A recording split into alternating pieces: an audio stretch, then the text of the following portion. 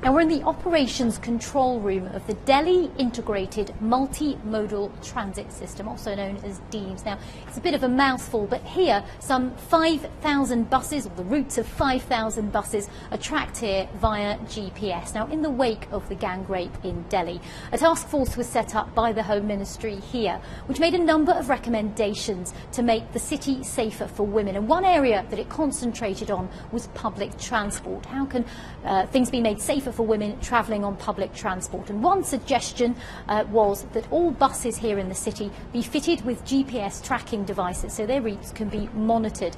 Now the deadline for that to come in was February the 1st, today, and we know from transport officials that still some 1,700 buses don't have GPS, and that's because they're older models which are going to be phased out. But we do know that more than 5,000 buses do have GPS systems. Some have had for some time.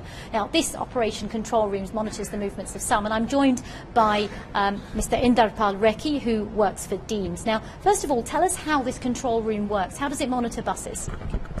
The automatic vehicle location system is a GPS device which is installed in the buses, and this device gives information about the location as well as the speed of the buses every 10 seconds.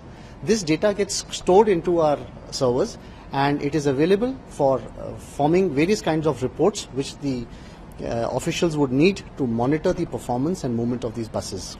Now, how might the movement of the buses help officials make the city safer for women travelling on them?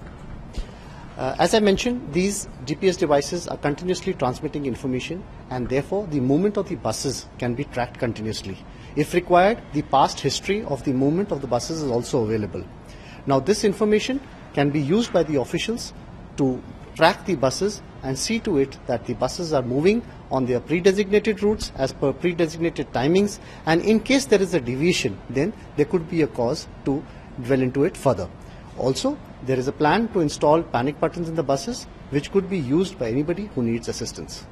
Okay, thank you very much, Inderpal Rekhi. So what we're saying here is if a route of a bus isn't what people might expect, if a bus is stuck in one place for a long time and the screens here spot that, then that may help in terms of spotting a cause for concern in terms of the safety of women in the city. Now, I should also mention that this task force also recommended that by the 1st of March, all buses be fitted with CCTV or webcams. Now, transport officials here in the city have said they are still planning to work to this deadline, but it is difficult trying to install CCTV on every bus here.